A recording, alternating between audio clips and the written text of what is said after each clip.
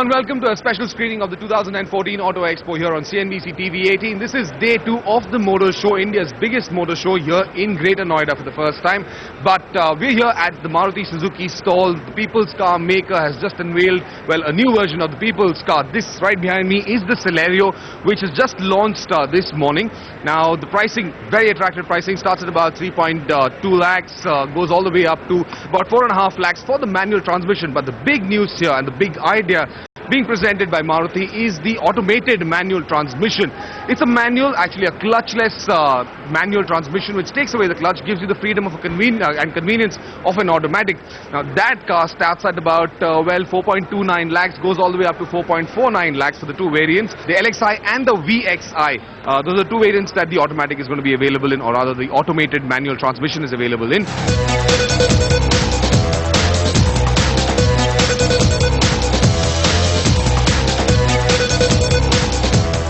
How important will Celerio be then for Maruti Suzuki? A very expected small car launch, and I can tell you there's a lot of excitement also. Yeah. Everybody's looking forward to what that car will be.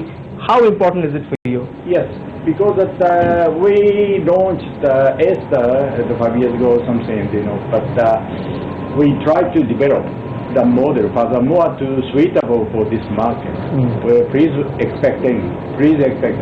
I think I have confidence to this new car will be very much acceptable for the Indian people. Celerio will be replacing the A-Star in a sense. Yes, A-Star was a big export model. Yes. Will Celerio be positioned like that? Will that be a global model from Maruti which will be exporting to various other markets? I think it's that we focused on the domestic market because unfortunately that Ester not so much successful in India.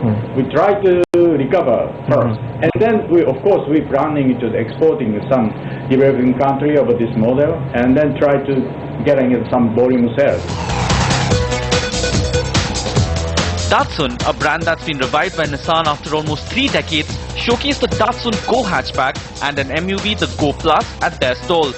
The Go was rolled out from Nissan's manufacturing facility in Oragadam, Chennai yesterday and will join the already crowded hatchback segment in India. For India, we focused on a particular car and we decided that we would develop a very family-oriented, modern 5-door hatchback. This is the car you see here. This is the Datsun Go. So how did we go at it? We focused on the Indian market and we said, what would this customer dream about? Roominess, modernity, fuel economy, durability, great space inside, great comfort, affordability, cost of ownership.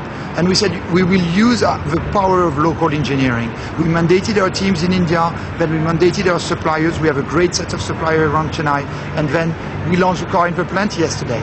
So this is a very, very short journey among 4 years of hard labor to bring this very competitive car to the market. Okay. And well, talking about these cars, do you think that it comes at a crucial stage? Now the Auto Expo is a big event, but having said that, this is also a time where this particular segment isn't doing all that well. Now you see the Maruti Alto, which has been like a bestseller since a very long time, is not doing the sales it was doing some time back. So do you think that that would be a setback for the Go?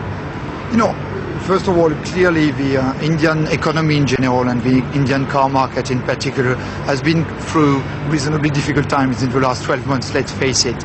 I don't believe those difficult times are there to last. I mean, they are the consequences of adjustment between high growth and attention on infrastructure development in the country, but they're also the consequences of a broader financial crisis around the world. Those things will disappear, and I'm quite optimistic that India will go back on a high growth route within 6-12 months. So as such, we're not particularly concerned. We know that the situation is not ideal, but we're quite convinced that the months to come are going to be positive. As we go forward, what are the other product launches that we can expect in this year and the coming years?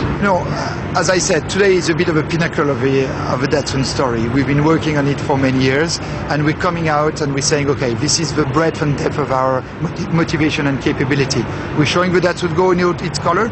We're announcing the second car coming to the market. You can see it on the stand.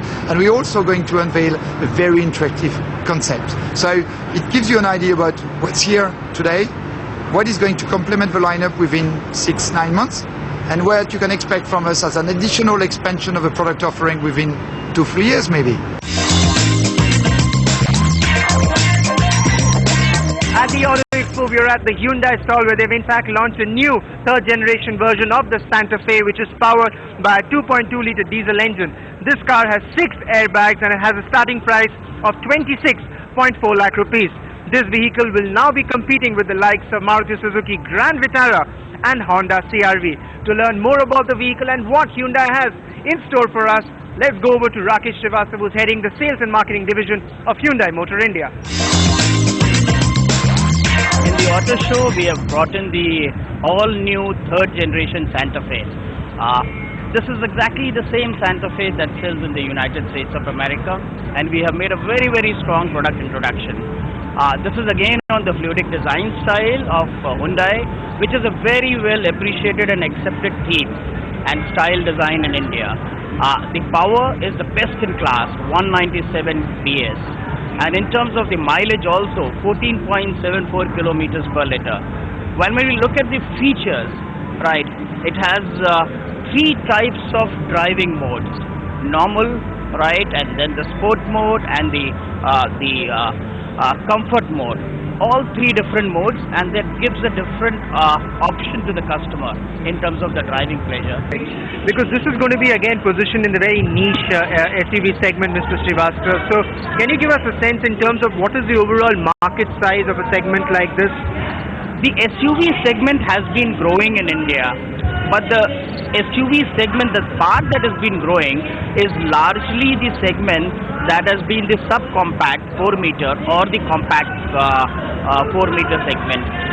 But this is a premium SUV, and it is a demonstration of our capabilities in terms of technology, and that's the reason why we have brought this product here. Give us a sense of the market, Mr. Srivastava. No one better to talk about it than you. Okay, so are we seeing real signs of revival? Because the month of December, month of January again was a very difficult month for manufacturers. When we look at 2013, it was a very, very challenging year, and I believe every manufacturer made efforts, right, in terms of getting customers. While making efforts, right, various initiatives were taken. In case of Hyundai, we also made strong initiatives. While our marketing initiatives were there, the biggest initiative that we took was bringing in a new product called the Grand. And Grand, which was liked by the customers, appreciated, accepted. It went on to become the Indian car of the year. In the 5 months that the Grand has been there, it has sold almost 51,000 units on an average of 10,000 units. And I think it's a marketing challenge. While the economy is going to be under these states, it's the companies that have to rise to the occasion and improve and work on the current customer sentiments and consumer sentiments, and bring the customers into the showroom, right, and give them a value proposition which the customer should accept and willingly accept. Thanks so much, Mr.